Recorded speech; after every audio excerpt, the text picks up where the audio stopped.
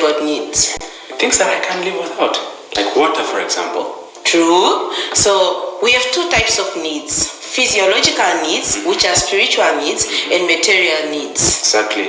And when you're talking about spiritual needs and material needs, most of the people, depending on where you're from and how you were brought up, we tend to value one over the other. But you need to understand that they are equally important. Yo, Savia, let me cut you. Did you guys hear that? That's a very powerful point. Exactly. They need to be equally distributed on an equal proportion. Definitely. So they need to be in an in a hierarchical order, right? All of them are important, right? But then when it comes to consumption of all these needs, they should be consumed proportionally. Right? So, you know, when you speak about they need to be balanced, they need to be equally proportioned.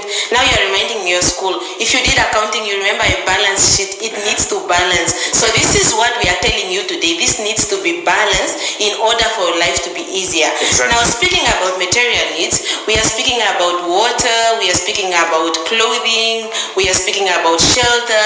These are needs that you need in order for you. These are things you need for you to survive. It's like your life can't go if you don't have these needs. And the problem comes in when you're not putting them in a proper order. Exactly. You know, material needs, like she spoke about, water, food, warmth, rest, they are very important because they will, if they are met, then you will have condition to pursue your wants.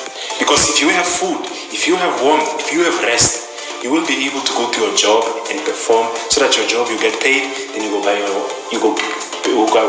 purchase the wants. Guys, that's a powerful point right there. Like Savio said, you need to differentiate between needs and wants, because if you don't know, we are going to end up chasing after your wants, and at the end you are going to live an unfulfilled life because you don't have wants, you don't have needs, nothing. So you need to make sure that you pursue your needs, and after you have your needs, wants will come in automatically. Exactly. Material needs, guys, we all familiar with them. Like we have given them just now. It's something that you need to have.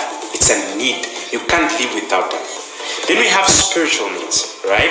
That is a sense of belonging. You want to belong, you know, humanly speaking, you want to belong to a certain group.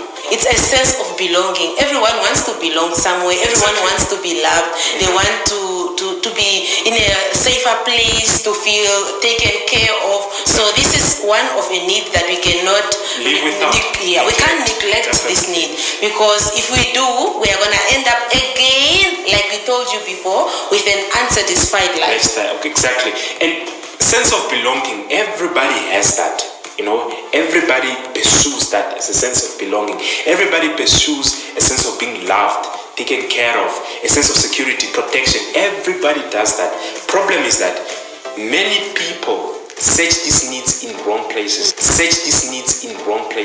in wrong things, in wrong people. Do you understand? In my opinion, the spiritual need to be fulfilled by God, I think this is the base, because it changes you from inside. The moment inside of you have that security that, you know, I belong to God, I have someone that will take care of me, it removes all the worries, anxiety. And then the moment, if you don't have worries, if you don't have anxiety, you are fulfilled inside, you have security, then you know exactly what you want. And just to add on that, you know, the moment you have that sense of belonging, when you know you belong somewhere, there's someone who cares for you, you know, this gives you a peace of mind.